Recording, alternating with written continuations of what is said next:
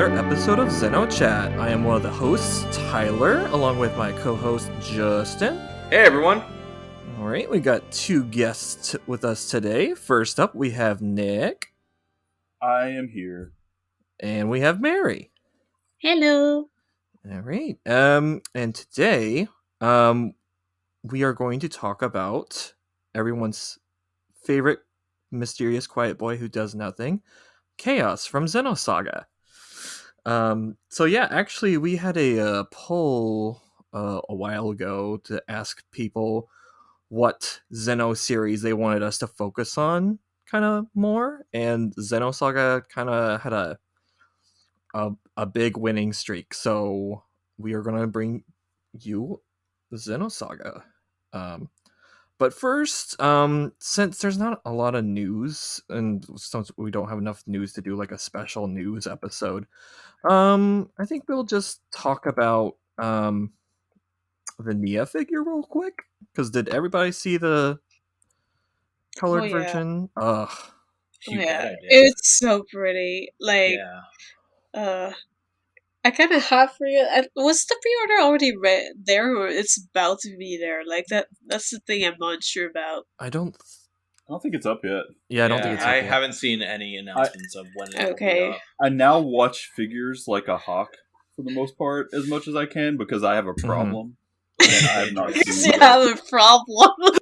I do. I really do. I check Good Smile's website like every week on its own, and then sometimes I'll check my figure collection too. And then most of the time I'm just like, okay, yeah, it's just whatever. These figures of a bunch of characters I don't know. But I just remembered this. Sorry to detract from Nia all of a sudden, but Weltall Id, that went up. That's pre-ordered. Yeah, that's right. That was in the bag. You knew that was happening. Oh yeah, I jumped on that. I mean, I desire the power. We all desire the power. I forgot if I pre-ordered that or not. I remember I did want it. I gotta go check. There's still time. I have to. I know it's still up. I have to search my email for Ami every week to make sure. I'm looking. April 2022. Ooh, okay. Perfect.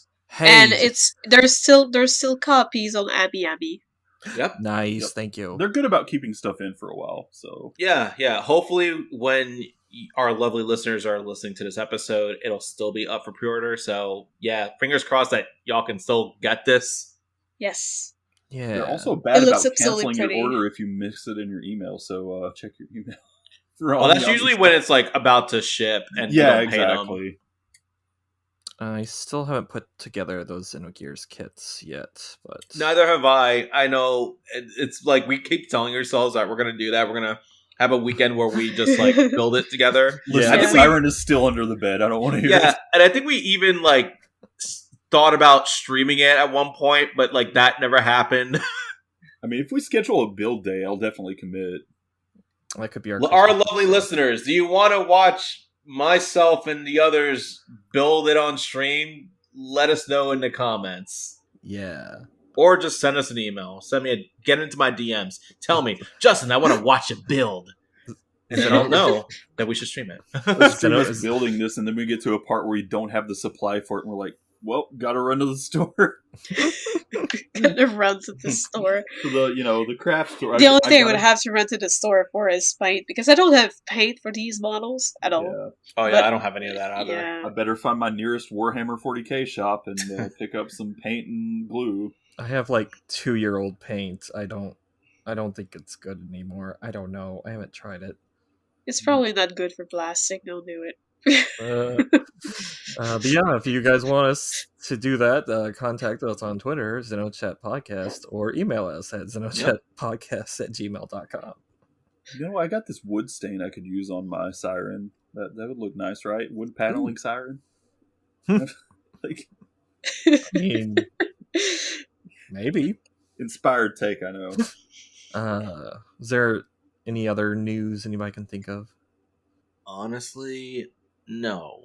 Okay. No, we're kind of in the very we're waiting on stuff to happen type phase. Like, even Marlin is still very silent whether or not they're going to release like other trailers, but it's probably just going to happen randomly in a Nintendo thing again at some point, and it will just like go and explode.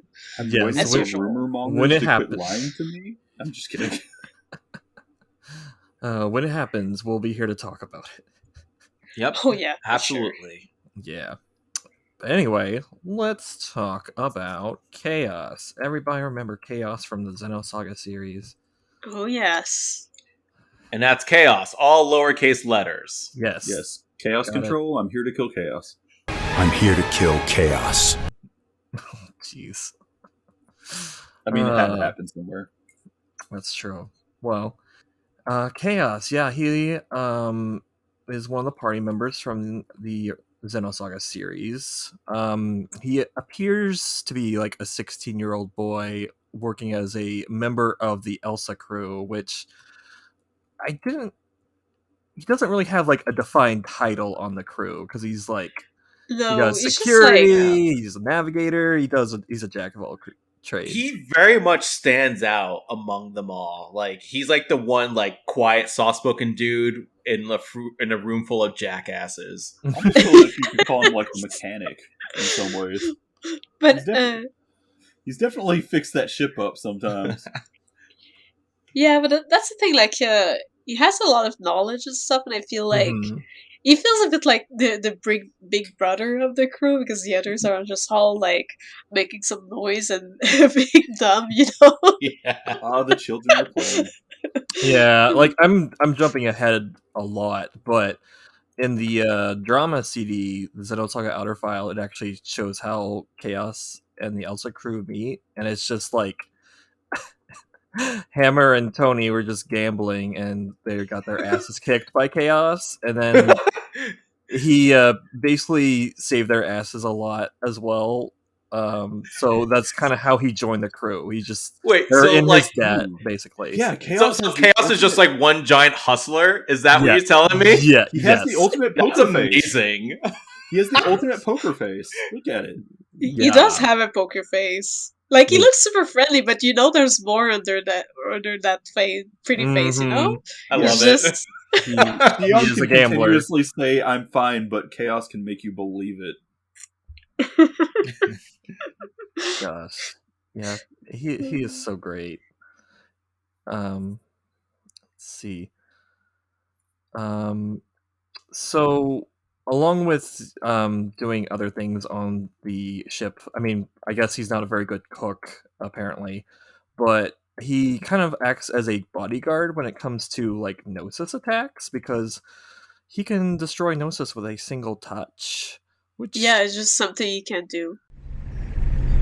I believe everyone has at least one skill that they excel in over all others. It's something that defines who they are. Shion, what is it that defines you?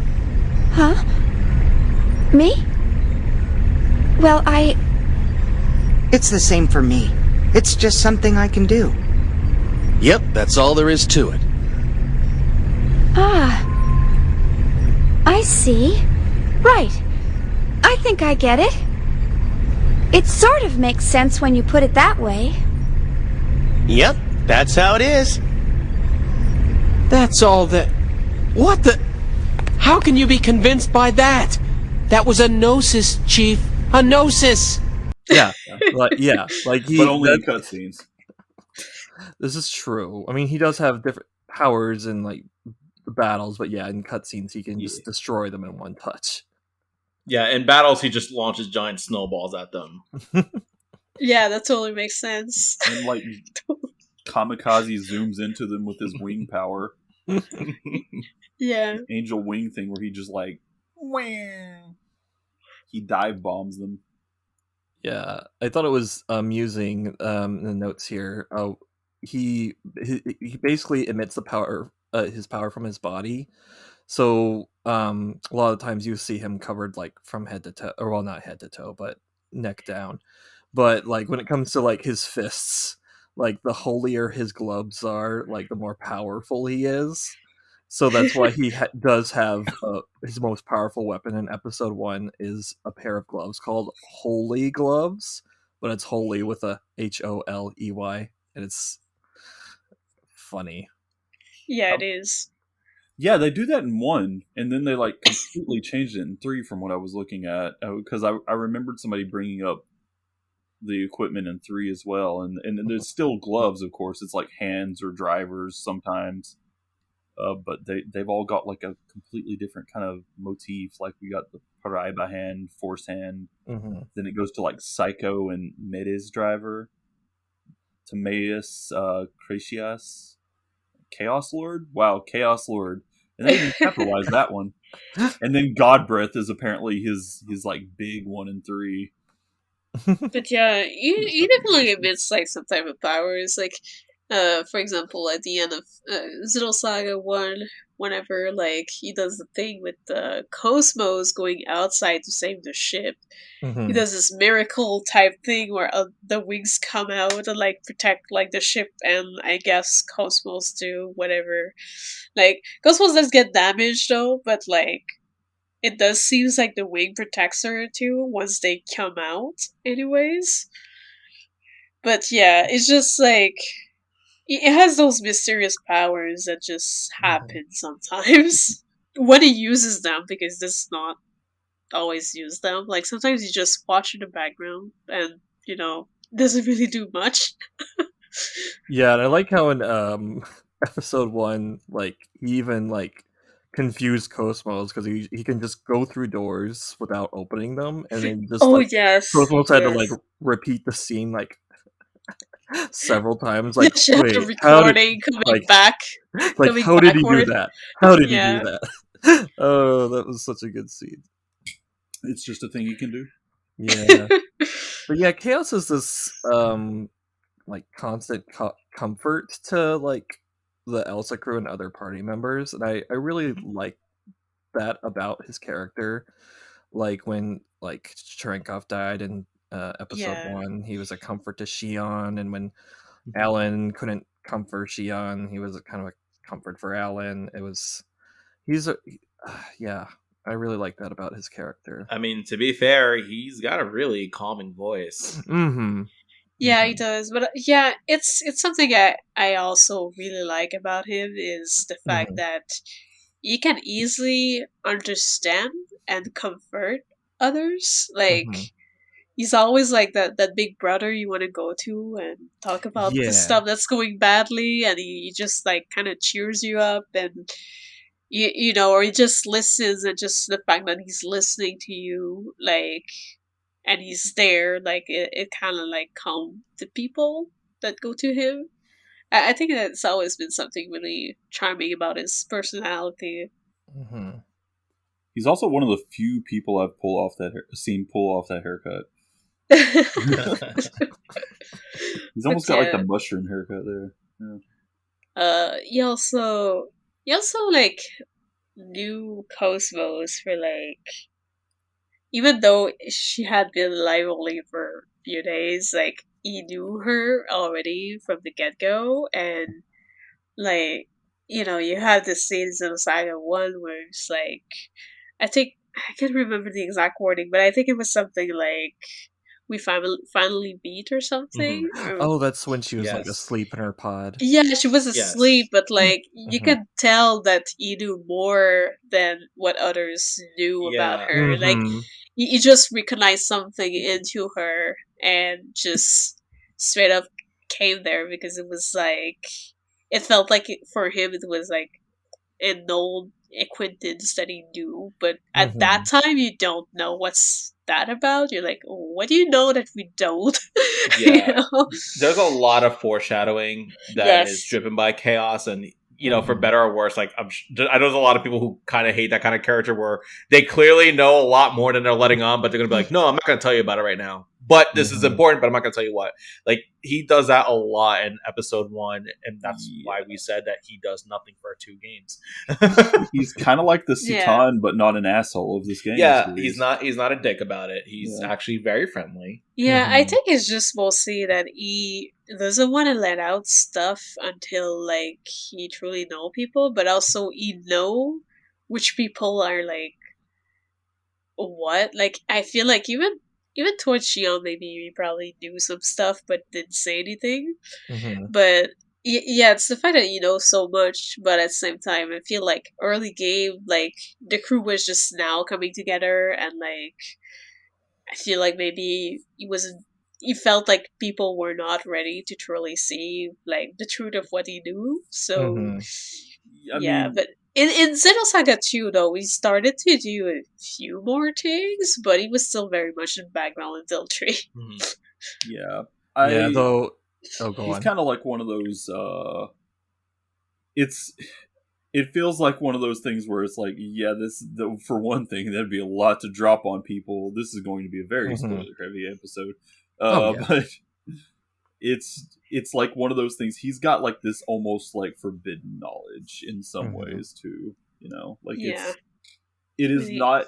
I feel like the characters, as they were at the start of Xenosaga compared to how they were at the end of Xenosaga, we're not ready to accept that sort of knowledge in the first place. So no, not at Yeah, all. I mean, like, even at the end when he does his kind of lore dump during the ending, I'm like, I still feel people weren't completely prepared for it, but it had not to even the happen. developers. Yeah. Yeah. But that's just like, I mean, he's been living for so long, and like he saw so much go kind of up and down in terms of like what happened to humanity and stuff. Like it's just, yeah, you can kind of understand why he has some reservation about telling people some of that knowledge. That's He's just more like an observer, and like he basically observes and he sees like probably when is the right time for him to act or something. But I also feel like for Xenosaga 1 and 2, I also feel like he still wasn't entirely sure of what he wanted to do until the end of Xenosaga 2, because at the end of Xenosaga 2, he literally look toward Walham, and it just says something like, that he'll stand with them, and like at that point you could feel like he had more, like he had taken a decision to basically help the group and like the people that currently live into this universe, instead of going for what Walham was wanting to go for. It's been a long time, Yeshua. I'm pleased that you've come. But didn't you say you weren't going to intervene? I've made up my mind. I won't hold back anymore. That's wonderful. I'm thrilled that you'll finally be entering the stage. For me personally, that particular scene at the end of Xenosaga 2, where he confronts Wilhelm like face to face like that and says that, it's like so simple, but it was like one of the most hyped scenes, like one of the best cliffhangers I've seen. It was also walking on top of the ship in the middle of space. Yeah, I really loved how they handled that, just like setup wise. It was like really great. I was like, oh, it was I'm setup. So pumped for the next game now. Yeah, truly.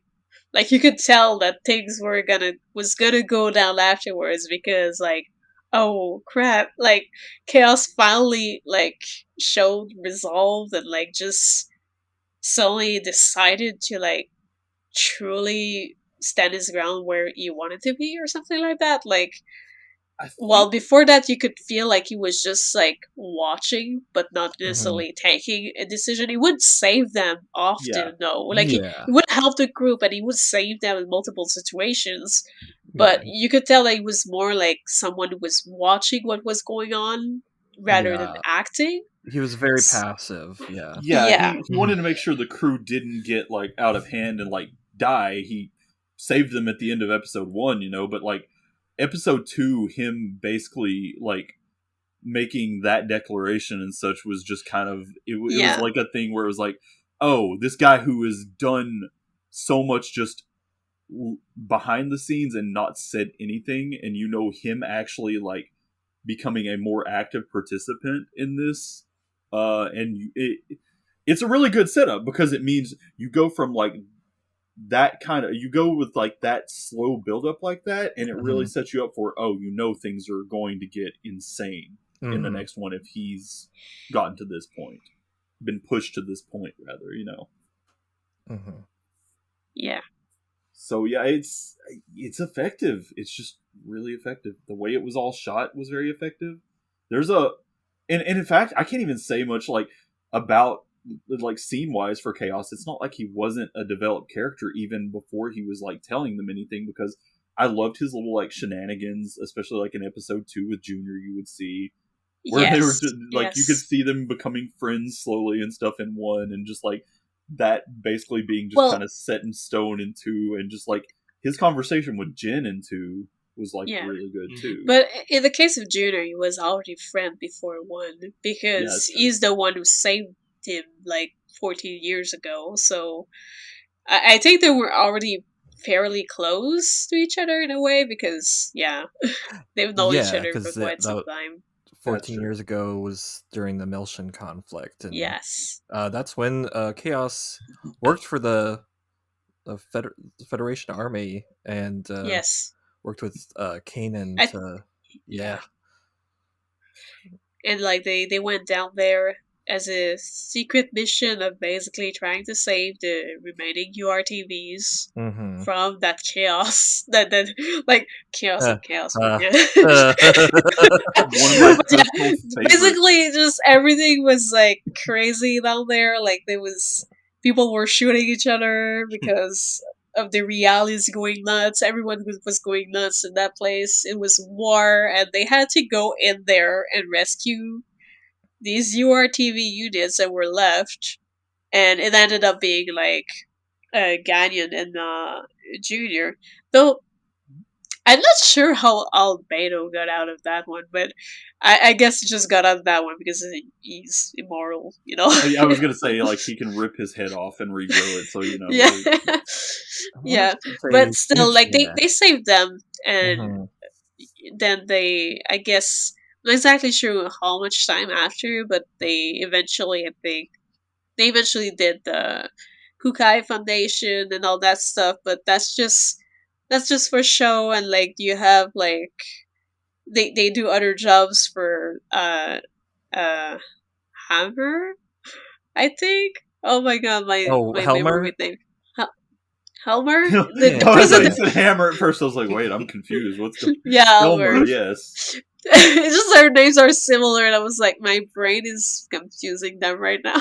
But yeah, they still do jobs under the rug for him, and I feel like Chaos probably helped multiple times with that too, possibly, because like I feel like the Elsas always get like mixed up with the stuff of the Kukai Foundation, and they're forever indebted to Ganyan.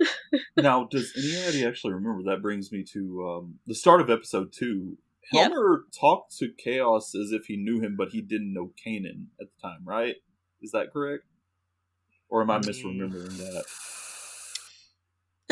No, it's just at the start of episode 2, I think Canaan was a new person, or maybe someone that he knew a bit less, but he already knew Chaos. Yeah, that's what I was thinking. And he was sending Chaos to Canaan, saying that, oh, don't worry, it's someone that we can trust and that can handle this job. But like Canaan was like, I don't know too much about this, because like, like this machine, like the person could just flat out like,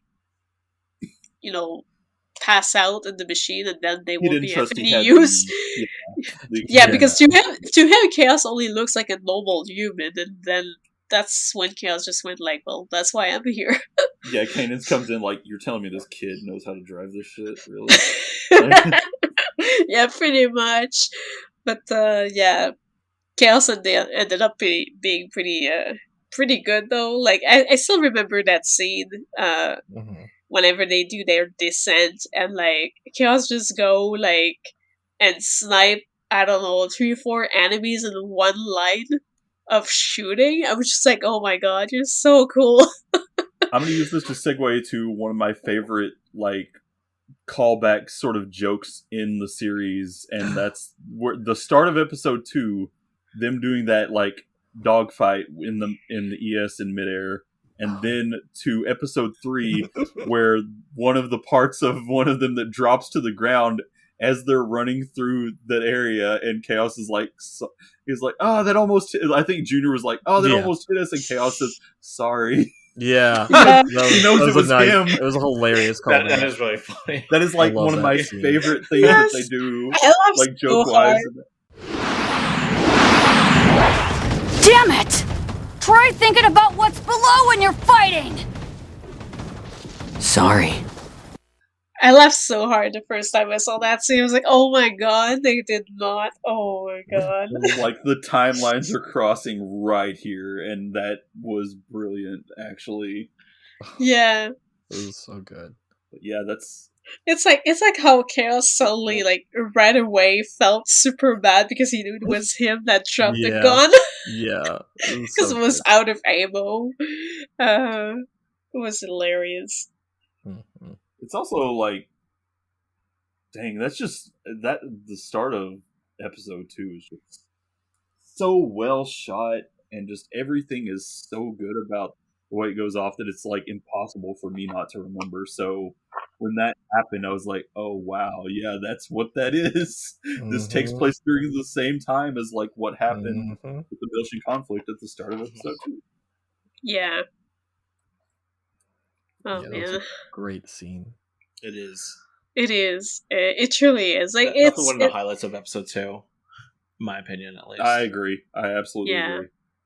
Mm-hmm. But I think some other scenes I really enjoyed is whatever moments he has with Junior are always like super wholesome, because like they're like those bros together, and it's so cool. But right now, I'm maybe jumping a few things. No, you're fine. They could totally have like a sitcom with each other. Yeah. Oh yeah, Chaos and Junior. Yeah, or like a buddy cop. Man, I just love their relationship so much. They're like the best buddies, and yeah. You know, I always feel though that like Chaos is like the big brother of the two, because Junior is so like explosive and all over the place. Oh, absolutely, yeah. Junior's a hothead, and Chaos is, again, like, Junior is like great the balance. bad cop. Chaos is the good cop. You know, Yeah, exactly. They have that dynamic going on. Exactly. Chaos also one of the few guys that could pull off a bikini. Him and Ziggy. Yep. He's also a decent dancer, as we saw in Xenosaga 2 with that one. When he dances with Cosmos. Yeah. Those double tag attacks are so ridiculous. They're great. They really are. Quote Tony the Tiger, they're great. Also, I really like Chaos. I like his design. I've always liked all 3 of his outfits, and I know there's more. There's a sequel one in Saga 3, but like, also something I didn't notice until just now. He loses his Ahoge in episode 2. Oh yeah, he does, doesn't he? He does. It's one of those weird things. Like, I was looking at he also changes voices. Yeah, he changes voices, and maybe that's why he lost it. Wait, do I want to ask this? I don't know. Never mind. I'm not sure what you guys mean. That the little hair thing. The sprig of hair. Yeah. Oh, okay. I thought you were saying something gross. Oh, okay, Never mind. Gotcha. I know what you're thinking. Did you think I was saying a certain other word that begins with A? You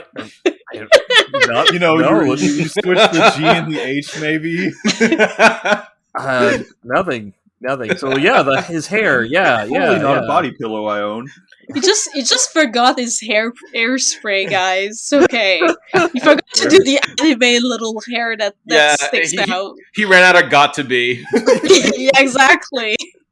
Yeah, I really like his episode 2 and 3 designs, especially like his 3 designs. He looks very comfy. Oh yeah, I do like his episode 3 design. His 3 design looks so comfy. Oh, I would say that, considering I cosplayed that one. So you can say it from experience. Yeah, everyone looks like something I would wear and be comfortable in. Yeah. And HK knows all about his hair since she's the one who did my wig. Yep. There's nothing too complex though, except the fact that I had to trim a lot of layers. But aside from that, like, styling wise, it's very simple. Oh yeah, that's right. I love not to go back to this too, or not to like get off topic too much from where we were, but I was saying, speaking of the start of episode 2, I just found a picture of like the actual line spoken again, where Canaan is like, or Canaan is doubting Chaos. He's like, regular human can't ride in that thing. And then Chaos replies, "Right, that's why I'm here." I'm like, I love that. I love that reply. By the way, that's a nice reply. This is Chaos. He'll be joining you on board as your navigator.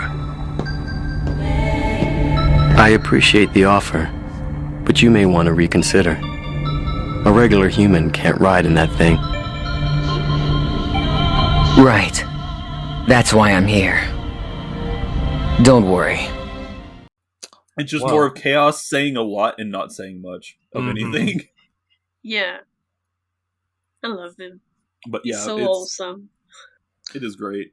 And geez, like looking at these pictures, they put a picture of Chaos from episode 2 and Chaos from episode 1 right next to each other also, and it's just like, I forget how extreme the Ahoge is in episode 1, but it is quite extreme.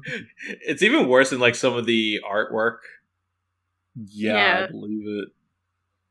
And then like episode 3, they actually it does come back, but not nearly as heavy. But it's there. It goes to like a 2-sprig thing rather than Sonic the Hedgehog grew out of my head. You remember to buy Got to Be before the screening.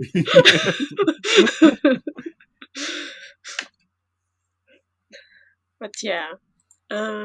Also, Asher best mech. Oh yes. Oh yeah, yes. Asher's amazing. Asher is pretty I absolutely love Asher. Timeless design. I love all the ES. I love all the ES designs, but Asher's just way up there. I don't know if I can say Asher's my favorite or not. This might be weird to some people. I really like ES Don, but ES Asher is definitely one of my favorites. That said, I actually do like Chaos's eggs in episode 1 as well. I forgot how it looks like because I never used them. Yeah, it's the AG02. That one's pretty cool. It reminds me of like an 80s anime. Oh yeah, when did he lay them? No, I'm kidding.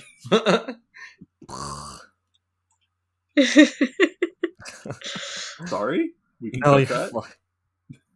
No, you're fine. It stays. Which I guess, speaking of like eggs and ES, we can probably talk about him in battle. Did you guys use him a lot? Because I definitely did. Oh yeah, he was always the main 3 for me.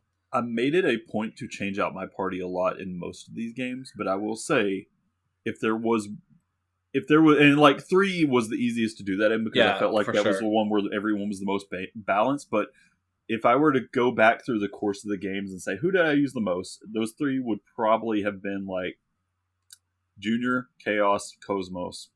Yeah, that was my main team. Yeah. Always. In the first game, it was pretty much Shion, Cosmos, Chaos for me. And then I think in episode 2, I actually didn't use Chaos as much because I remember I would mostly have like Junior, Momo, and Cosmos for that. But episode 3, I remember I really liked his gameplay in that one since it was a lot of like debuffing, and I like that most of his moves did break damage. He's just such a good all around, and I feel like I like a lot of times I was thinking, I should be using Ziggy more, but it's just kind of the same thing with Cosmos, where she was both a good tank and a really good attacker. I feel like I use Ziggy a bit more in 3 in a lot of cases because he had like a lot of break skills, but he was much better in 3, especially with choking people. Yeah, I was gonna say choke is one of my favorite moves of all time. That is easily the one of the best moves in that game, and probably one of the single biggest reasons you should use him in 3. Yes, especially in the Telos battle because it lines up perfectly. Choke is like, it's so busted in Xenosaga 3, and that will get you so many fights. Well, I'm just saying it because it was really funny to see it happen. But, it's a funny animation, and it's like really effective. I like how Chaos's like special attacks, like I forget how it worked, but didn't doing one of them against like Gnosis Power, one of the other attacks or something like that. I remember there was like some type of system with his special attacks. Wait, in which one? Which one? Xenosaga Episode 3. Oh, 3 in episode 3. He had, I mean, they had like everybody in episode 3 had the 2 major skill trees, but then you could also unlock like an outside skill tree that you didn't have to like progress down necessarily a path. They were like separate. So you do these side quests and you get these unlocks of, oh, now you can get this power. And so I remember just mine being so mixed up, but because of that partially. But a lot of times I feel like with characters with like chaos, you could head down one that like focused more towards like breaking, and then another one that focused more towards just like straight up like your typical attack, defense, and stuff. But I think the one that was like breaking and healing, I was the one I went down. And then there were some outside ones that led to am I wrong, or did episode 3, was it the one where they added like satellite and the like the weird elements, basically the stuff that wasn't just like fire, ice, whatever, electric? I believe so, but it's been so long since I actually played them that I'm not entirely sure the name of stuff. But yes, I do remember something extra popping in the Xenosaga tree. I remember in particular, I had set Chaos up to be like a really good, like just all around elemental magic user, or ether user rather, not magic, you know. But Satellite was good against quite a few enemies towards the middle of the game. Yeah, it was. Like, honestly, Chaos often had like a lot of abilities that were useful against a lot of enemies, especially Gnosis. Yes. But like, even others, like, I felt like it was doing so much damage to so many enemies that I just never wanted to swap him out. Mostly for the fact that he could both do damage, but also heal and debuff. Like, he could do like basically everything. Yeah, he was kind of like a red mage almost. Yeah, just kind of had a little bit of everything. Oh yeah, and I just double checked. Yeah, if in episode 3, using Phoenix Strike as a finish on Gnosis, like levels up his special attacks. I thought it was really interesting. Nice. Oh man, one I really loved that he didn't see in episode 1 was that snowball one, like the giant snowball. Yes. I think like doesn't like Ziggy like can he like kick it or something like that? Or am I misremembering? I don't remember Ziggy kicking it, but somebody kicks it. Is that a special, like a double team, or? Double team only happened in Xenosaga 2. That was only in 2, yeah. That wouldn't be in the first one. Right. No, yeah, I'm thinking of the first one where he just like threw that giant snowball thing. That was really cool. Yeah, that was Arctic Blast. Yeah. And if I remember correctly, that was the one where like you'd have like 3 different shots of it hitting. Yes, was that one. Yeah. He also has I remember he had that other move, the Chain Blast, which like when I played when I played Xenoblade Cross and you're in the Skells and you get that little chain move, that reminds me of that. Yeah, I can see that. It's like it's like a similar animation to me. Yeah. Like, oh, interesting. I mean, Monolith tends to reuse some of their ideas a lot, to give little winks to us old fans. Like it's probably not even a reference. It's just kind of funny that like you have a similar chain attack. Yeah, true. In some cases, I've seen stuff where I'm like, that's absolutely a reference, but it's like the kind of reference that we've done this before. Let's just do it. You know, it's like more for the behind the scenes people than it is like the people actually playing. But of course, as fans, we're going to uncover that kind of stuff a little bit. Yeah, true. I also like how when he kills enemies, he'll actually say like "rest in peace," which is kind of funny. Yeah. May all your souls rest in peace. Yeah. May all your souls rest in peace. I really like. I don't know how people tend to like feel about this overall, but I actually kind of like the new voice direction they went with for him in episode 2 and 3 a lot. Yeah. Same. I definitely like the more optimistic sounding one in 1 a lot as well. I think episode 1 being Derek Stephen Prince, Yeah. and then episode 2 and 3 was Joshua Seth. Yep. Yeah. Which actually HK and I met Derek. We Stephen met Prince. the one of the first game. Yeah. Sick invite. We you could have come. We met him a few years ago. Yeah, we met him Fun. like I think it was the last. It was 2019, I think it was the last one. We were able yeah, to it was a 2019 Otakuton in Montreal. So, yeah. I think he brought up vaguely remembering it, but not remembering it. No, he did not really remember, and we did not have a picture either because we left too quickly, and we didn't have anything to sign when we took a picture with him. We did not really have the time for it, but yeah. No, we were running for the bus. Pretty much. But yeah, he didn't seem to remember a lot about it, but yeah, that's fair.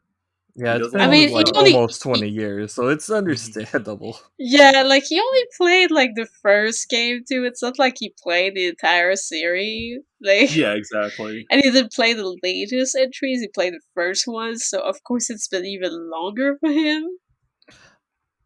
I did like Joshua Seth in episode 2 and 3 because he sounded like, at least to me, he sounded very similar to Soichiro Hoshi, like the Japanese voice actor a little. Yeah. Like in tone, he felt he sounded like more kind of solemn.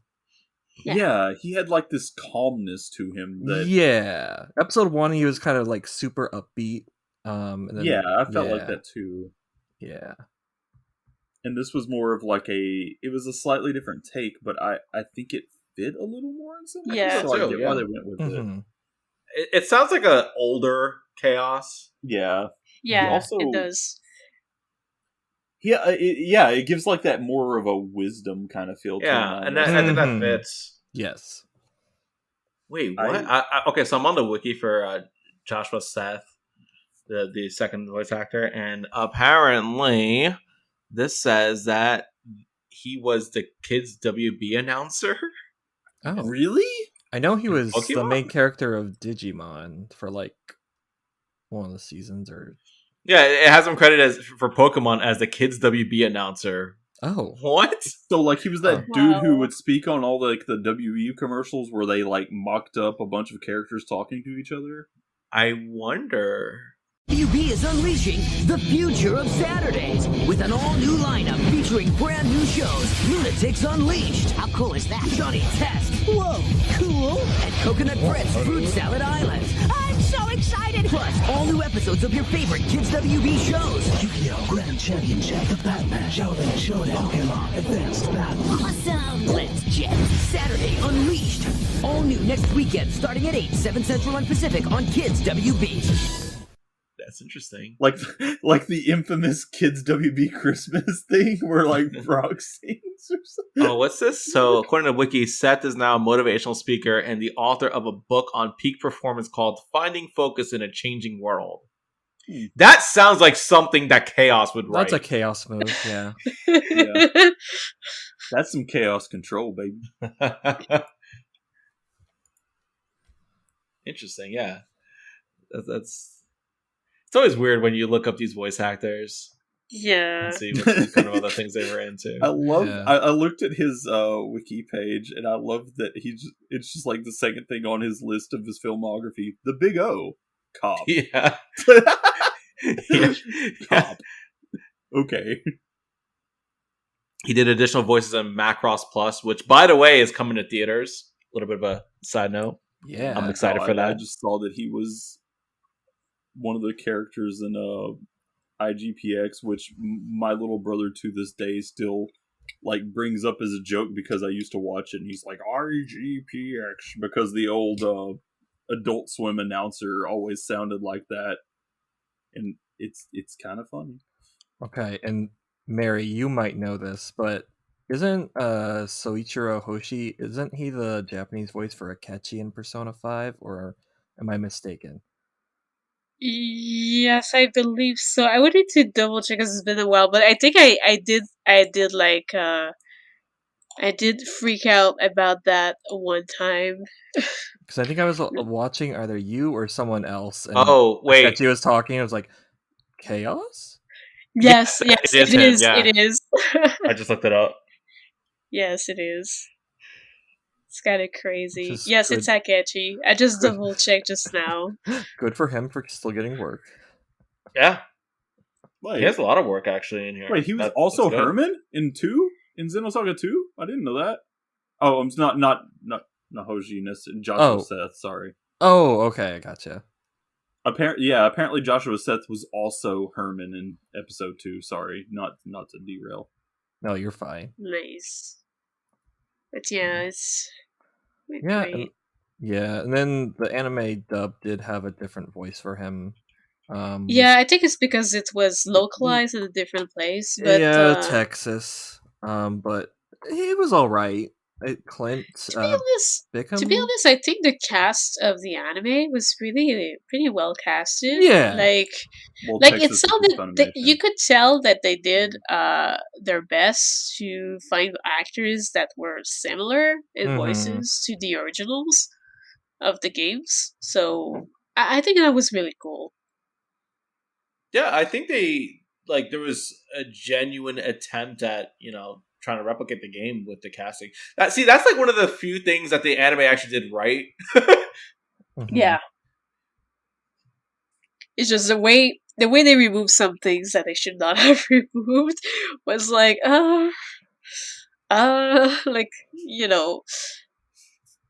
it's still a fun watch though, but yeah, there's a bunch of things that they skipped and they like misplaced that it's just, I feel like it makes the plot makes even less sense if you haven't played the games anyways. Yeah, you can go back to our episode on the anime if anybody wants to get onto that, because we've talked about that enough, I think. Yeah, true. We don't need to talk about the Xenosaga anime I don't anymore. know if I'm sober enough to talk about it. But voices wise, like the actors that were selected for the anime were really good. And yes. I did like I have to say I like all the actors they picked for Chaos, like each entries that they chose, but I think the Joshua Seth is my favorite among them. Like I wasn't too sure at first, to be honest, whenever I heard the difference in Xenosaga 2 the first time. Because it was a little weird at first. Oh, it's so jarring. But it's also because I think it was more like the direction of 2 being more rough. Like sometimes the actors did not always sound at their best, and it was not their fault. Because as we could see in Xenosaga 3, for example, with Momo, like she sounded completely different, yet it was the same voice actress, I believe so, anyways. But yeah. Yes. So it's about the same. Like I feel like it's just a direction thing that at first he sounded maybe a bit more monotone, and like it kind of started becoming better as it went in. But yeah, I still really enjoy that voice. Like it sounds so calming and stuff. All right. Should we go into heavy spoiler territory for Chaos now? I guess so. The heaviest of spoilers. Yes. Yeah. Okay. So we danced around this a lot earlier, but because Chaos was in a war 14 years ago, but he still looks 16. Why is that? Well, because he is thousands of years old, and he was BFFs with Jesus Christ and Mary Magdalene. And it sounds so funny when we say it like this, but yes. Yeah, his real name is Yeshua, which they first dropped that in Wilhelm at the end of episode 2, right? Like I believe so. I believe the first time we heard Yeshua was at the end of Xenosaga 2. I think it's Wilhelm replying to him and calling him Yeshua. If I remember correctly, yes. But yeah, Yeshua. Yesh. But yeah, Chaos is the failsafe of the universe. So which is a lot to say. But yeah, he provided the powers that Jesus performed his miracles and allowed Jesus to appear magical. I'm not certain who put that in the notes, but that's very accurate. Basically, the universe is doomed no matter what, and with Chaos's powers, he is able to save the universe. But it would also, like, saving the universe using Chaos's powers would kill Chaos, right? Or am I mistaken with that? I feel like so the way I've actually explained Chaos to people, myself personally, I don't know how people feel about this, but I'm just like, when people say like, so what really is Chaos? I'm like, well, Chaos is kind of like a force of nature. Like, he is a constant of change in a way, and it's a change that both destroys but also recreates the universe in a different way. It's just like the nature of life, and it's like, oh god, it's super high concept stuff, but like, I mean, that felt like that's what they were trying to say he was to me, and that's what I typically go with.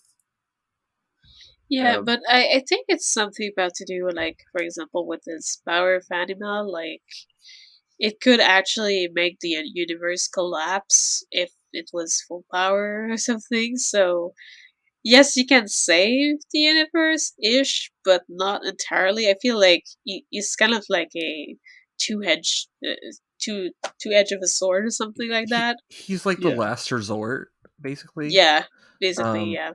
Because that's kind of why Wilhelm, his goal of restarting the universe over and over again, that part of that is to prevent Chaos from having to use his power, correct? Yeah. I believe so. And like, I think Chaos, what you'll do is keep the universe from fully collapsing by using his power, but at the same time, like, as we see in Xenosaga 3 at the end, whenever he does this thing, like, I feel like what it does is it kind of still reset-ish, except there will be no more reset after that one, from my understanding. And now they have to find Earth to try and, like, make so whatever is the source of the collapsing can be, like, removed or something like that, or like they can be settled. But yeah. Yeah, because basically Chaos sides with humanity at the end of episode 3 and saying that they have the right to basically do whatever they want to, like, save themselves instead of going along with Wilhelm's plan. Yeah, exactly. Like, they have a right to live and try to save the universe their own way. And it's something that he chose to believe. Yeah, whereas Wilhelm was just like, I want to force restart it. Yeah. Control, delete. Yeah, pretty much. But yeah, it's just really cool how at the end, like, he does this for the people, but also, like, he protects the remaining of the main crew to, like, escape the whole collapsing of that specific area, because I think it's mostly that specific area that was completely collapsing, so he gave them a warp, like, outside. But then, like, the entire universe, UMN and all this stuff that was making so they could warp all over the place at the speed of light, like, it would all shut down with it. So yeah, it's been suggested the Elsa itself is an angel, and I didn't think much about that, but no, I think it's all Chaos, like, having angel wings on it whenever he feels like it. Yeah, I don't know. It was just something I saw a conversation about. I was like, huh, you know what? I never actually thought about it that way, but I could see it. In a way, like, that would make a lot of sense. But, you know, I was wondering how you guys felt about that. Well, I felt like Chaos and Well, the wings at the end of episode 1, I mean, I do feel like Chaos was involved, but also I think it was a conjunction of him and Cosmos. Oh, okay. Or it was like her power of Mary. I kind of felt that way too myself, but I never thought of like, oh no, it's partially the ship itself kind of thing. I was like, I didn't think much about that. I can see how people would feel that or like think that it might be that way, but it wasn't a thing that occurred to me before I saw that conversation happen. I do know that at the end of episode 3, there's that boost that Elsa did at the end that generated wings for some reason, but yeah, but I think it's because Chaos was keeping one entrance open, and he helped the crew reach it.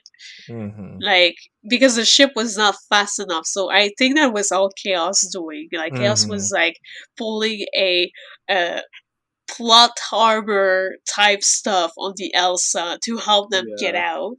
Okay. I just remember Captain Matthews just screaming like some type it's not fast enough. Or he was telling Tony to go faster, and Tony was like, "That's all she has. I can't go faster." Tony, overboost! Aye, sir. It also brings a little bit to question is like, why did Chaos choose the Elsa of all things? Like, I guess just maybe he knew to some extent that would be where things took place. It was like, how did that all line up like that? I don't think so. I think people brought that up, but I don't know. Yeah, I think he really just ended up there, and then like, like perhaps that's how the Elsa got to know Ganyan and Junior and the Kukai Foundation, and that's how like everything else in Trail like continued. It was all more because he attracted it rather than he chose it because he had like some sort of foresight into it or something. Yeah, he so. attracted it with gambling. Yeah. Yeah, exactly. I feel like that's closer to what I feel like as well, but it's interesting to think about. So I thought I was like, why not bring it up? Yeah, that's a good point. Yeah, and then the end of episode 3, he works with Nephilim. Yep. To bring the souls of everyone to Lost to Jerusalem, and like basically loses his physical body in the process. Which there were, according to this handy dandy character profile from Xeno Tensei, which is an old Xeno forum from back in the day. Thank you, Valkyrie, for providing that contribution. Yeah, because I mean, it is said, or at least in this bio, that Chaos and Cosmos were supposed to be, I guess, a presence throughout each story arc throughout the Xenosaga series. So it'd be interesting to see what kind of role he would have played if we ever saw any more of that. Yeah, for sure. It is interesting how like they said that there's gonna be different forms for Chaos. There's some mad speculation in this bio though that I'm like, how do you know that? I don't know. But again, it's speculation. Yeah, and that stuff's fun. Yes. It's just gonna fuel the people who believe that Elvis is Chaos. Wait, what? I mean, I see the similarities, but I don't think he's Chaos personally, but it does feel like design-wise, he's an older Chaos, and he has the same type of character type thing going on, where he knows more than he lets. Oh man, I'm a terrible person. I thought you said Elvis, like Elvis Presley, not Elvis. Yes. Okay, my bad. Is Elvis. I have a really image in my mind of Chaos dressed up as Elvis. Elvis, our Lord and Savior. No, you're gonna feed our meme lord in the room. Yes, Elvis was actually friends later. Elvis was actually friends with Jesus. Okay, Nick, Canaan. you gotta do a Elvis Chaos now. That's gonna be the picture of the episode. Chaos dressed up as Elvis. So by the same logic, Elma is also Chaos and Elvis at the same time. So yeah, I guess so. Okay, yeah, you got me too. I'll do that picture. It's gonna happen. Oh my god. People in the XenoChat are just gonna be like, what happened in the episode, guys? Just listen to it and you'll understand our... You might understand our weird-ass train of thought. Maybe. What train of thought? Yeah. There is no thought. We're 3 sheets to the wind here. I don't know what's going on. Anyway, let's see. As far as like relationships with other characters, we have talked about Chaos and Junior. Yeah. And then we did speak a bit about the Canaan relationship, but not entirely though. Like, there was a few more interactions with Canaan. Like we spoke about the past with Milsha and all that stuff, how they fought together to try and save the URTVs. But we did not really speak about later whenever stuff about Canaan being possibly a program to spy on the others and stuff like that, and like how he felt. I think Canaan went to Chaos as usual, like, you know, like all the characters that have troubles, they go to Chaos, and he said, and he spoke about stuff like feeling bad for what he was or something like that. But yes, which I don't entirely remember what Chaos replied though, because it's been a while. I do have that written down. It's actually one of my favorite quotes from Chaos, or well, any quote from Xenosaga or anything. Chaos, because Canaan was wondering about his existence, and Chaos said, "One's reason for existing, that's a difficult question. I'd like to think it's for the people I care about, for everyone. But my existence doesn't necessarily mean people will be happy." And that quote kind of just stuck with me. Yeah, especially when you know that like Chaos is a double-edged sword, and you know that he knows as well that he could cause both happiness and destruction at the same time. Like, it's just, it's something pretty heavy.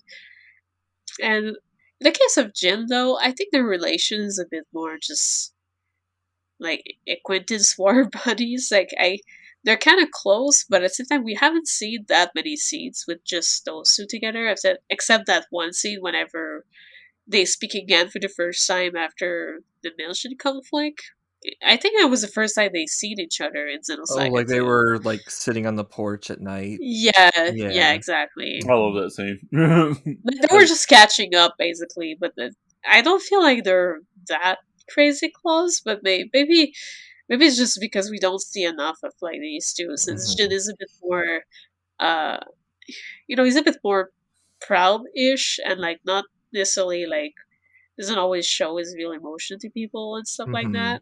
Well, that scene is also just really fun because Jin knows that, like, Jin has got to know, since Chaos has not aged a day since the day that he met him, that there's something going on, and then there's also just like that deeper conversation, and then the moth getting burned by the candle flame in it. I'm like, wow, yeah, they're really going like it was. I liked it. I guess some people would say it's a little heavy-handed, but I really like the way that scene was shot and handled a lot myself. So yeah, it was really good. It was a good conversation, even beyond all that. But I don't know. I liked how they handled that part a lot. So I don't really have to say about that. Yeah, particularly. That pretty much defines them. And then again, and also just they both have that calm demeanor and plays off each other well in a different kind of way than like him and Junior would together.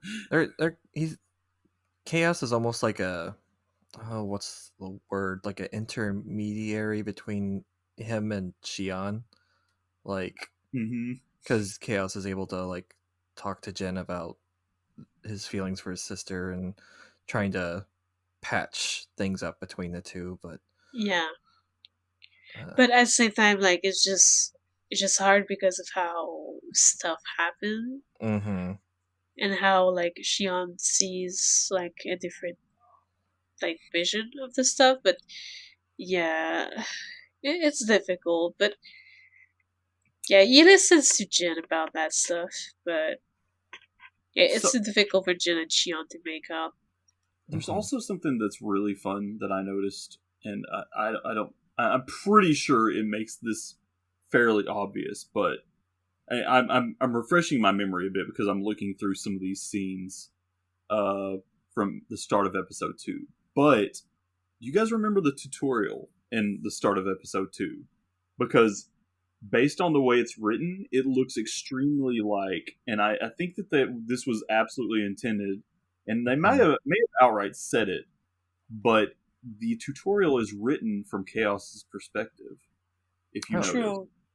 True. Like he's explaining how to do the battle system. And I was like, that's pretty cool. I gotta say, that's actually really neat that they did that. I really like that. I dig that.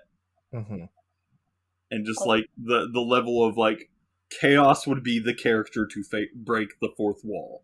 That absolutely makes sense. So, now, I used to be, when I was young, I used to be one of those people that paired Cosmos with Chaos, but I have since I don't see them as a couple, I guess is what I'm trying to get at. I definitely see them as friends, especially with like his relationship with Mary Magdalene also seemed like one of friendship. Yeah, that's what I felt like. And then they also, I feel like at first, Chaos kind of sees Mary in her, but their relationship kind of becomes something that's completely different friendship. Yeah, it does. Because his relation with Mary was like back in the day with like Jesus and all that stuff, but also it felt like from the few images they showed in Xenosaga 3, it felt like they left not such a good term. I don't exactly remember though, because it was such a quick scene that was showing what happened, but without really explaining it. So just like I'm not entirely sure what exactly happened between the two, but like you could see this image of like Chaos leaving the room and her just like being devastated down there, like in this room. So I'm just not entirely sure, but it feels like they split up to do something, and like you know, it still felt like a separation that was pretty painful and stuff. So him seeing Cosmos and knowing that the soul of Mary was in there, like I guess it was like, oh, we meet again, you know? But at the same time, Cosmos was her own person. Like, she didn't grow to be just Mary waking up all the time and stuff like that. It's Cosmos is Cosmos. It's not like Mary. So he ended up getting a different relationship with her. But at the same time, sometimes Mary would awaken a little bit, and like they would have this moment of like, they just connect through the eyes, and they know what they have to do to save the crew and stuff, you know? Like that one time with the ship that I mentioned earlier, where it's just like, that would always stay with me, the whole like, relinquish your pain into me, and like, you're just like, what's happening? And then Cosmos just acts on her own, but like, it's just, that moment was like, clearly it was Mary coming out.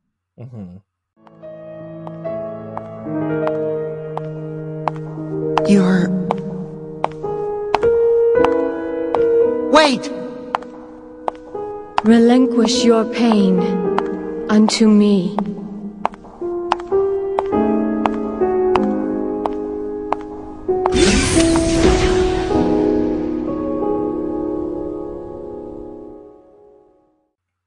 yeah, it's just really cool how they just develop their own different friendship and stuff. Mm-hmm. Exactly.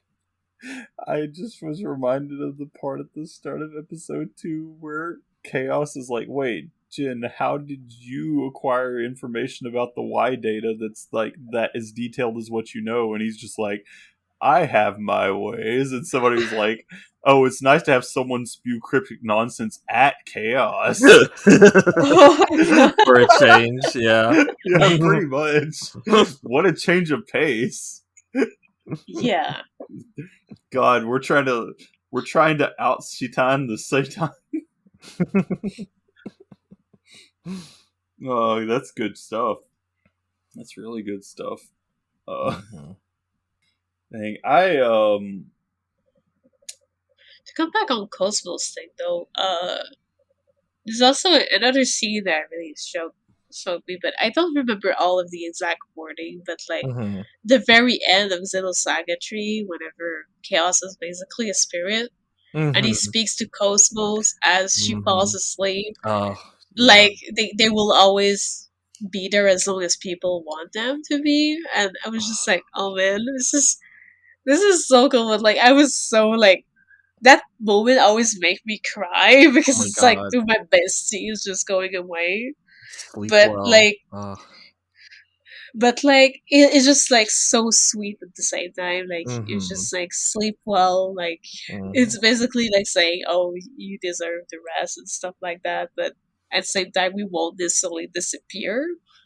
So I thought it was really cool that like to know that also that he took the time, even of the spirit, to just find Cosmos and talk to her through her mechanical brain, I guess.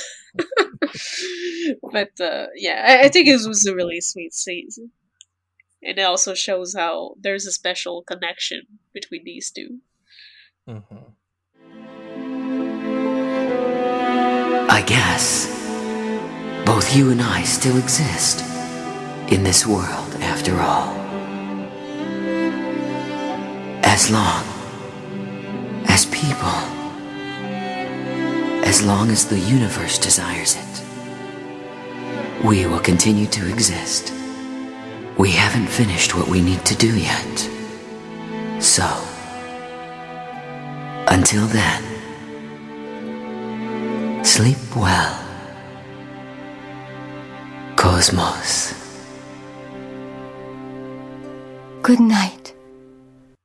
I guess we kind of already talked about Chaos's relationship with Wilhelm a little bit, but yeah, like they're like naturally opposed forces, but at the same time, I get the feeling that Wilhelm cares for Chaos because he doesn't want him to have to like use his powers.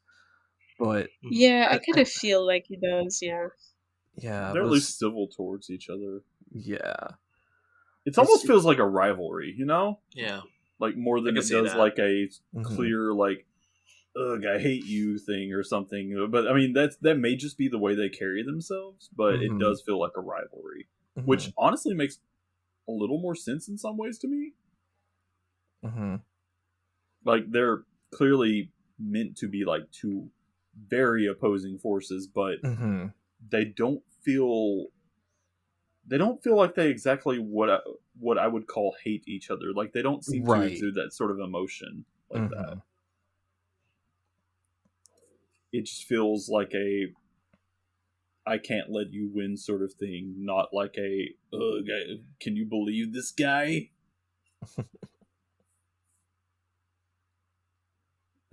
That's my take anyway. No.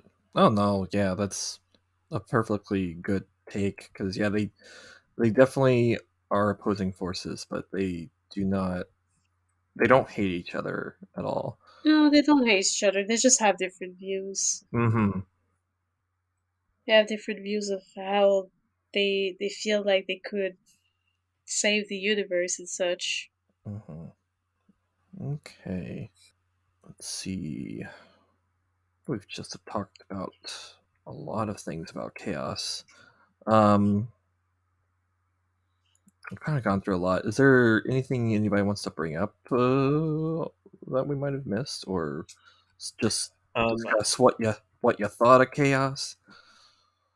Yeah, there's really not much I can really think of. Did we mention why his name is all lowercase? Oh, not exactly. Yeah, apparently that was done because he's the opposite of chaos. I mean, not opposite. Chaos is the opposite of chaos. He's the opposite of Cosmos, who's all caps, and Cosmos is supposed to represent order. So they made him lowercase just to show that that's kind of funny.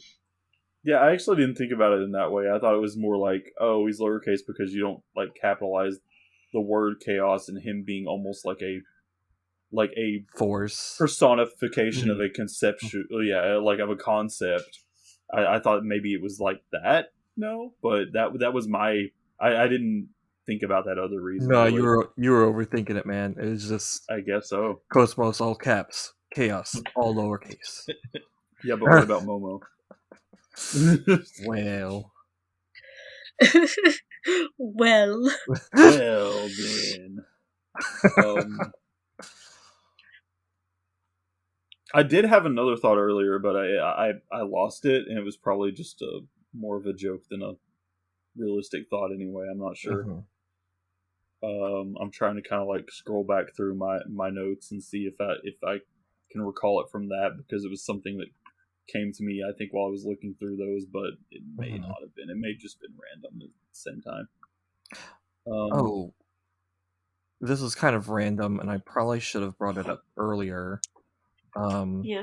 So, at the end of Xenosaga Episode 2, Junior just killed Albedo, in quotation marks, and Junior has a conversation with Sakura, and then afterwards, Junior hugs her, and she turns into Chaos. Like, I didn't know if that was Chaos channeling Sakura, or was he pretending to be Sakura to ease Considering his powers, he might have channeled her. Okay.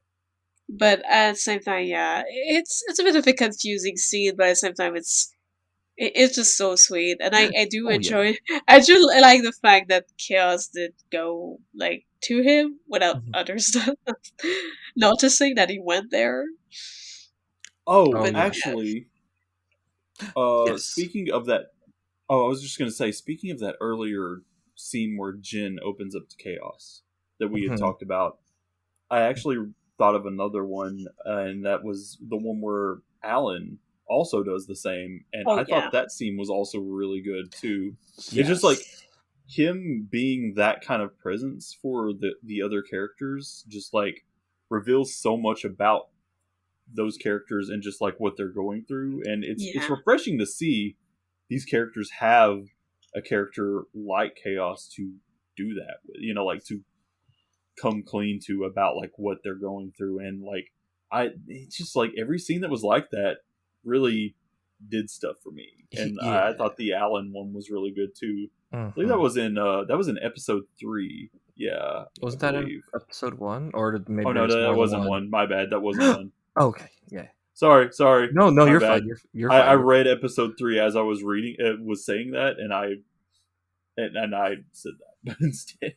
No, you're fine. Like, I really love that about his character. He's just a very comforting presence. I believe they were in the park. Yeah. Yeah, on the foundation. Yeah, with the fireflies that did the fireflies that did the thing. Yeah. The cleaning bugs. They're nanomachine bugs.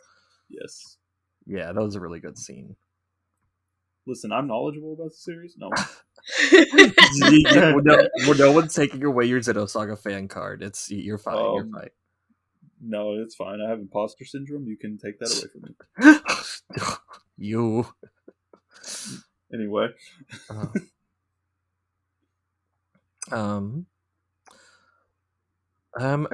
One other. No, I was just gonna say him and Xenosaga Freaks, Zenokami. He's just there to kind of get groceries. and He's the grocery boy. Yeah, grocery man. Yeah, I'm trying to remember his story from off the top of my head, but he's kind of like getting stuff for everyone on the ship. Chaos actually works for DoorDash. Good, pretty much. I would see it. Yeah, I can see him doing that.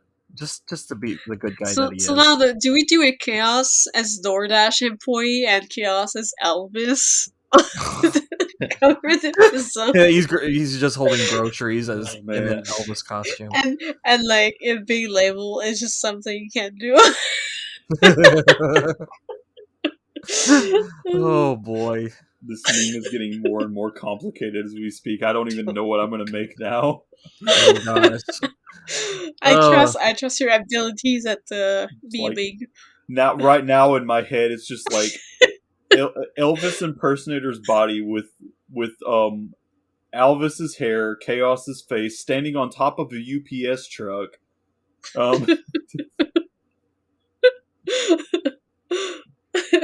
Do I need to go on? Singing to the crowd, it's just something I can do. And in the crowd, you see like the Final Fantasy origin dude saying, "I'm here to kill Chaos," and then and further in the background, you see the sky rippled with Shadow the Hedgehog saying, "Chaos control," and then this is getting wild. Anybody else got anything bad? That's too wild. I mean, Nick is our meme lord, so his mind goes to these places all the time. That's why we have so many good memes in our server. I don't know about that, but okay, I'll take it. Okay, memes aside, does anyone have any like parting things to say about Chaos? The power of Enema. Not really. No. I mean, what else can we really say about him? He's a mystery. Yeah, he's a mystery. That's the thing, though.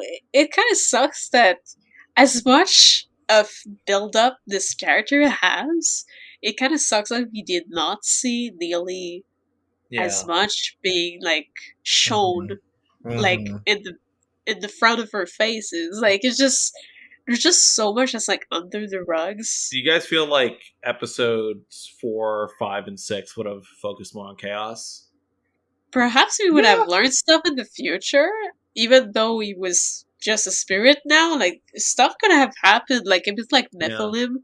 You know how Nephilim was just appearing all over the place the entire series? Maybe something like that would have happened, but with Chaos. And maybe we would have known more about Chaos that way, but... You know, that's just speculation, though. Yeah, unfortunately, I feel like he would have been I mean, he's definitely going to be a presence, but I don't know if he would be like, I don't know. Sadly, so I feel like there's just a lot about him that kind of didn't get told. Yeah, exactly, and that's why he's a character that's a bit harder to cover because.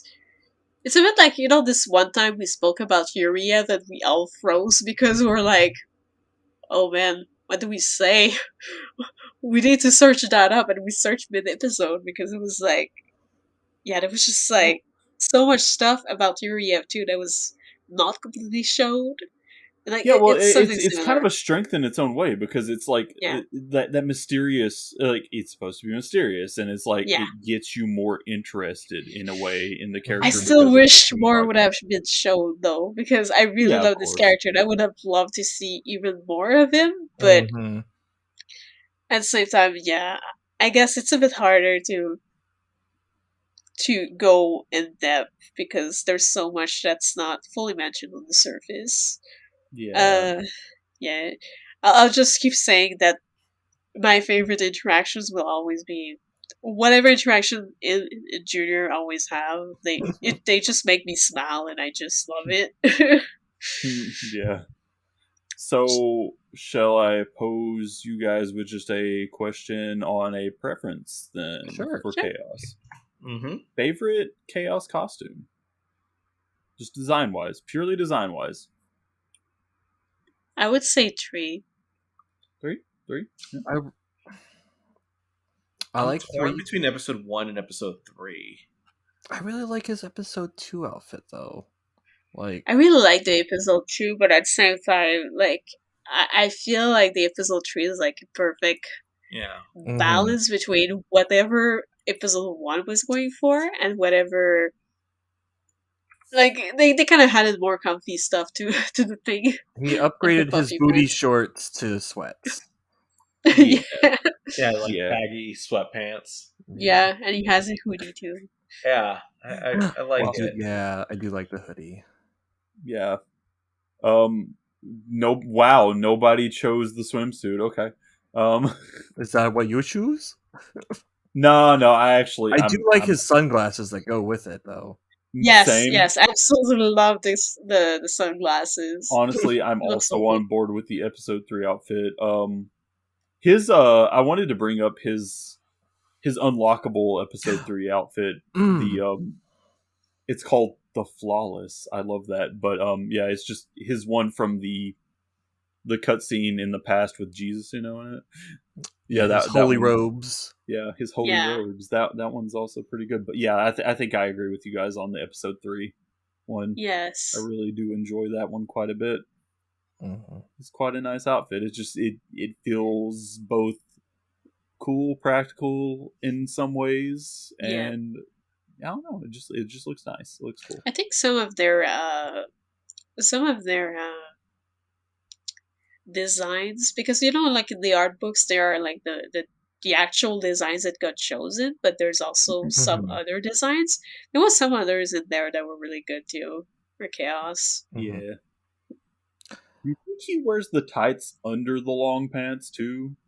I think there was one like that. Yeah. Well, I mean, he wears the tights under the booty shorts, but like, do you think he also wears them under the long pants? Oh, probably. Yeah, I mean, he does have to cover himself entirely, supposedly, but then again, he has a swimsuit, so that makes no sense. It's a bit like how like Ziggy has the swimsuit, but like supposed to have these huge mechanical legs, but then suddenly he has human legs whenever he has a swimsuit. Whoever made his human legs for his swimsuit edition, they were just like, yeah, let's make these hyper realistic. But no, other times he just wears these fucking engine legs that are give him a train leg, like train legs in one version, and then human legs in the other. Yes, please listen to our Ziggy episode because I think Aaron had like a theory about that. Yeah. Yeah. Do you want this like the Nier style of androids, or do you want this like the clunky old train legs Ziggy? And I wish, because I know we'll probably never get male Xenosaga merch, but that Chaos would be one figure that I would really love to have. I always dream of Chaos and Junior figurines, but they'll probably never happen because Xenosaga is too underground, and the only thing we'll ever have is Cosmos and maybe more Telos.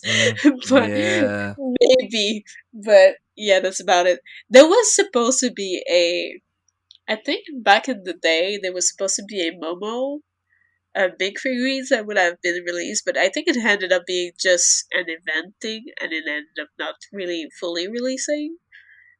Because I did see one on the internet. It felt like it was a picture taken in one of these figurine events, but it doesn't seem like it was ever released. I don't think so. Well, I know there are some Momo figures. Yeah, maybe the small ones too. But like I'm talking like a more like full scale type figurines. Like those high quality expensive ones. Oh yeah. Yeah. But there was probably some in the gacha type figurines that are a bit smaller, though. Well, there is the Cosmos and Momo Dolphy dolls, but that's... Oh, yeah, there's that, too. Yeah. That's true. There was a Momo one in those. And we also have a Shion in the Gachapon one. Yeah. At least Monolith seems to really like Chaos because they keep making characters with very similar design themes to him, so... Yeah. There's always, like, a character that looks kind of like him somewhere. Like, not necessarily always, but at least they often have a character that has a similar feel But at the same time, I feel like it's becoming a trope of their games now. And just there's always this one character that's mysterious and that knows more than what the group knows, and like it's always something that's gonna be in their plot. But I love it. But yeah. Did you have more preference question for us, Nick? That was the main one. That was the main one? Thought that, well, I mean, I feel like that's an easy enough one to like ask about him. Is just like, what's your favorite of his designs? Because he has very like different, distinct designs between games. And, yeah, he really does. And I think we already answered like our feelings on the voice acting for him between games, and like how we think like his acting, that which we all thought it was great, regardless of who acted him, but we liked them both for different reasons, Yep. So not really. No, that was my main thing that I had in mind. All right. Well, let's see. Are we good to wrap things up, or is there any last? That's got to be the shortest Xenosaga episode we ever did. I mean, I've said this before. There's not nearly as much to say about Chaos as some of the other characters. True. I feel like I do feel like we did discuss a lot, and yeah. I mean, and I'm okay with this. Like, this is a nice episode length. Yes, I know. I'm like. I'm like surprised mostly because like we usually always go so much higher for anything that's Xenosaga related. But if we discussed more, it would ruin the illusion, would it not? It would ruin like the mystery of Chaos. The mystery, yeah, exactly. We gotta keep him mysterious, and that's why we're keeping the episode shorter. Just know that he's pure and also more than you could possibly understand. Mm-hmm. Yeah, exactly. Yeah. Good way to put it. And all of his powers is just something he can do. It's just something he can do. So I guess we can get to what we're working on as we usually do. Let's do some housekeeping. Justin, what would you like? Is there anything you'd like to plug or anything you're playing or working on? So I've been really hooked on Shin Megami Tensei 5. Game's been great. And to the point where I'm falling behind on a review because of that. So that game's been very, very good. The only other thing I could really plug is the JRPG book is that's up for pre-order again, if I'm not mistaken. Let me take a look. I think there are still copies, yes. I think there's still copies in I just went on the site. It says coming soon, so I guess it's not up for pre-order again. I could have sworn I saw a tweet saying that it was going to go up again, but I did order the last pre-order, but I don't know. I don't know if that went out and just they ship rather quickly. Because like you guys bought the first edition, I bought the second, and I guess probably it ran out and they're thinking of doing another one. Mm-hmm. Yeah, definitely. If you can get your hands on this book, it's awesome. Tyler and I both contributed to it. Yeah. Which game you did? The Super Robot Wars Endless Frontier, didn't you? Yes. Mm-hmm. Yes, you did Endless Frontier. I wrote about the entire Xenosaga trilogy in there and the Xenoblade games. Yeah. So take a look at those. Check out those sections. Mm-hmm. If you hate them, feel free to go into my DMs and tell me, Justin, you're a fucking idiot. You don't know anything about Xenosaga. Feel free to do that because you are right. Or just comment on the podcast. Or go into the comment section. But get this book. It's awesome. There's a lot of games covered in here. Chances are, if there's a JRPG you can think of, it is covered in that book. I struggle to think of games that are not covered in there. Okay? I need to get back there's a lot of stuff in this book. Yeah. It's a huge book. It's very awesome. thick. I only went through the surface of it, and like I was like, oh my god, there's so much stuff in there. That's crazy. It's like a holy Bible of JRPG. Yeah. You can hurt someone with that book. You really can. You can throw it at someone, they'll be out cold. Justin tells me that every JRPG is going to be in this book, I'm going to believe him because I just know that's probably true with Justin saying it. There's a lot of games in this book. Yeah, you really have to like scrape the bottom of the barrel to find games that are not covered in here to some capacity. Mm-hmm. But yeah, it's a good book. Definitely check it out. Other than that, I know on Retro Roulette right now they are currently streaming LA Noire, and then we're going to soon stream a game called Chicken Police, which I am really looking forward to because that game is a lot better than you might expect.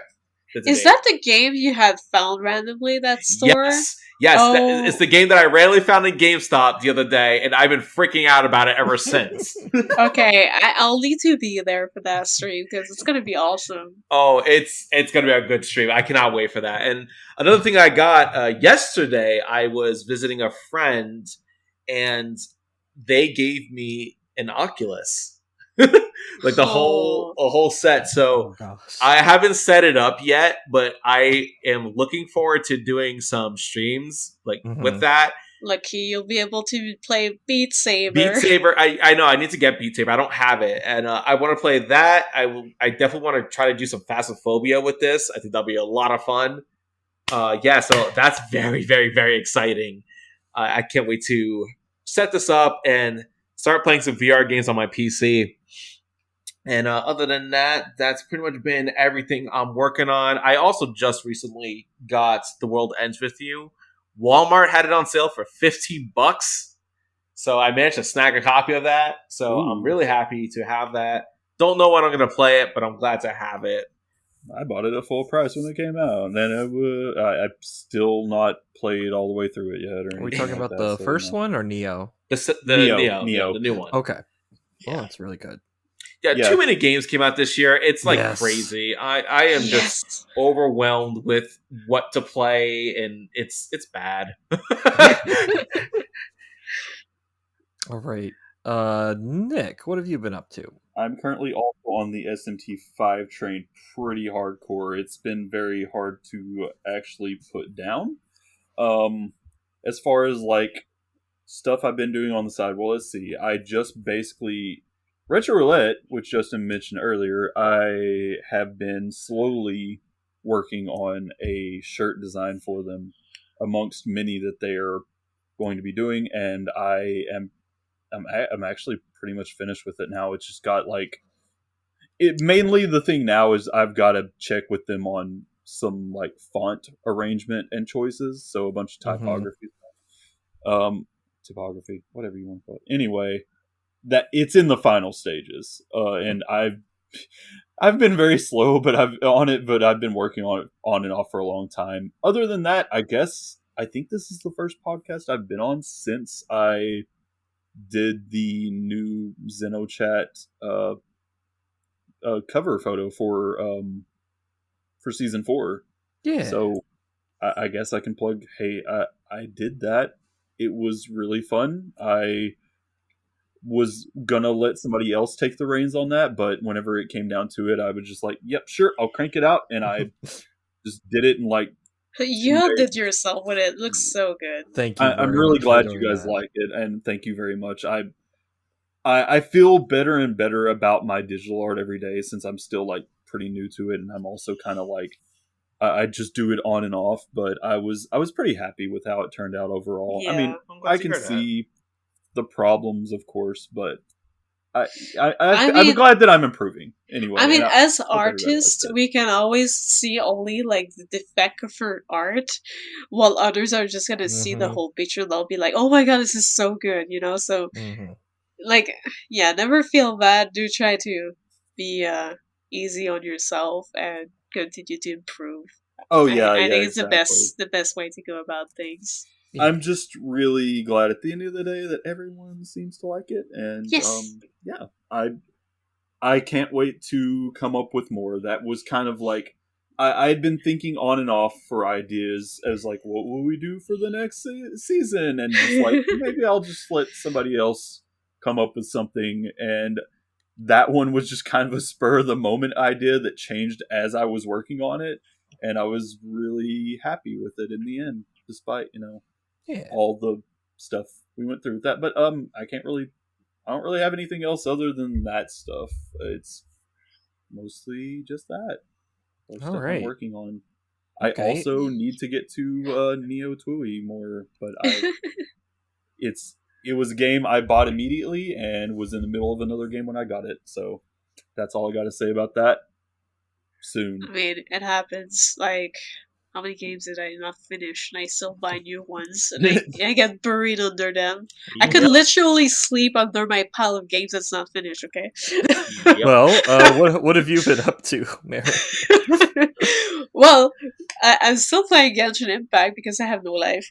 But apart from that, I did start the DLC of Animal Crossing, and I've been enjoying it. But I'm playing it very casually, though. Like I do a decoration once in a while whenever I'm in the mood to, like, sink a few hours into decorating a house. But aside from that, like, you guys have been playing a lot of SMT5, much slower than all of you, I'm sure, but I am playing it. It's just, yeah, I've been like screwing around and like trying to fuse more demons and finding stuff. So I'm not really progressing super fast, but I'm like collecting stuff. You know, my usual. It's like the usual things that I do usually whenever I play a RPG. I just don't progress fast because I've got to collect all the shinies. But yeah, aside from games though, I do have, for the first time since COVID, like a first event coming up next weekend. Ooh. Which is it's like back in the day, like we used to have like the full Comic-Con that was in summer, and then we would have a tiny one that would be free in December. It's basically that one, but they seem to be expanding it a bit bigger. And they charge a small fee for it, but it's mostly to cover up, like, you know, like the whole stuff that they need to put in place for COVID and stuff like that. So, yeah, they charge a small fee. Like, for example, I think it's for the Saturday, it's like $12 if you want just like the exhibition hall and like all of the merchant area. Like, basically, the main hall and like the exhibition hall, like, is basically that access, and it's, I think, 25 if you want the shows and stuff, but I don't really care about that. I just want to hang out with my friends with how long it's been since I've been in a convention. But yeah, it's just like, well, it's just a weird thing that, oh, I'm gonna be at a convention next weekend. What? That's cool. But yeah, I'm actually, like, the whole day today was actually splashing a wig with hot water because I'm preparing a wig for it. I'm basically gonna do a casual version of a character from Genshin because I'm so hooked to Genshin and I kind of want to connect with the Genshin people while going there. So I thought, like, maybe I could just do that. It's a character that released not long ago too, so it's like, maybe I could do that. Like, I think it'll be cool and it'll be casual. It'll be like comfy and like not too stressful to put on. You know, as a first cosplay in like since like pretty much Katsucon. Because like I've not cosplayed since Katsucon, like, at all. Like I did some work on some stuff. I did pump up my sewing room, but I did not per se cosplay since then at all. Yeah, it's kind of crazy. You just want to ease yourself back in. Yeah, exactly. I want to slowly go back in and, like, you know, dip my toes in there. Well, be safe. All right. Yeah. Okay. Well, I've just been really busy with real life stuff. But public service announcement. As of this recording, 13 Sentinels Aegis Rim was announced for Nintendo Switch, and it's coming out in April. So please buy it. Just throwing that out there. Yes, buy that game. If nothing else, buy it so that they can port more Vanillaware titles. Yes. I'm so excited. But otherwise, I've still been playing Tales of Arise. I'm at the end of the game, but I'm also burned out, so I'm not playing it. But also, I've dipped my toes into the realm of Blue Reflection, and I have a love-hate, not hate, but awkward relationship with those games, but I like the anime, and the first game is just way too horny sometimes. I'm sorry if that upsets someone, but I just feel it's way too horny sometimes.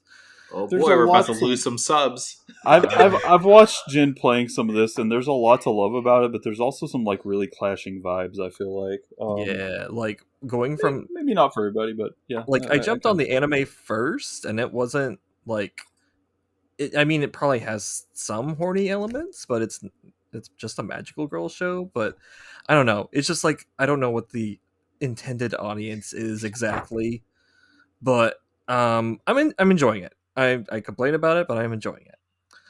And I mostly can't wait until I get to play the second game because I like the demo to that.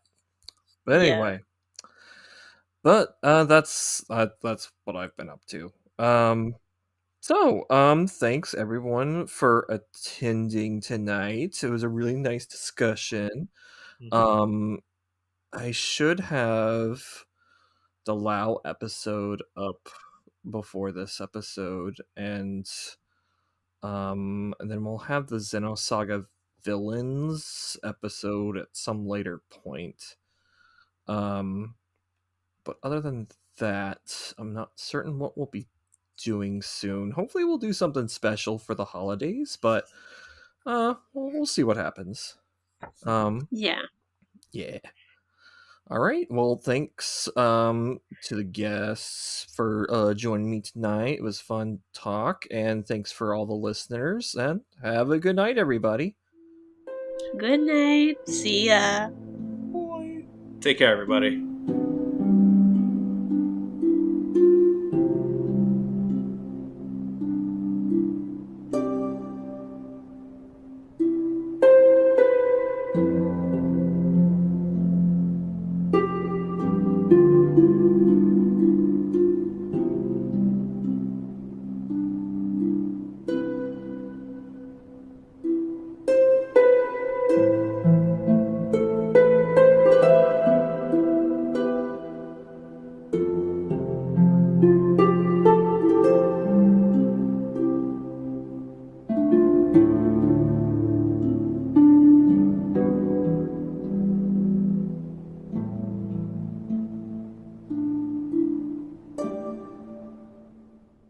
Save the game? Looks like chaos has been waiting for us. What is that noise? I am sorry. I was hoping it was not picking up. Oh no, that's... It's my neighbor's stupid washing machine that is going up like a spaceship. Oh, you're No, it's fine. I'm sorry. That's an interesting sound for a washing machine. Yeah, I'm like, what? I can tell. I thought someone like was furiously like drawing something or writing something down. I'm like, wow. It just probably sounds weird because it's in the distance, but for me, I'm hearing it very loudly. But for you guys, it might be like just a weird sound in the background. But oh god, I hate my neighbor's washing machine. I'm so sorry. Like a fan going a little bit. It's like, okay. Yeah. I'll edit it. It'll be fine. Shout out to HK's neighbors listening to this episode. Screw them, honestly. I hate them. Aren't you embarrassed? No. No, I didn't mean you. I meant them. Oh, it stopped. The spinning stopped. Thank God. The dry cycle is over. Oh my gosh. Anyway, chaos. Chaos is happening in the background of this podcast. Chaos is doing the chores of the Elsa, and like their washing machine was trying to like warp through the universe to reset it. There it goes. We'll say that's what happened here. Maybe we should talk about how chaos makes Elsa turn into Burb at the end of episode 1 a little more. I don't know. No. I only know one thing. I want to kill chaos. Also, I'm sorry it's launching again. Oh, I hear that. It's okay. It's fine. I'm so sorry. It always launches at the worst moments for me. Like, I record. It's all good. The power of editing. Yeah. Exactly. One day I'll have a better mic that will cut all of that ugly sound.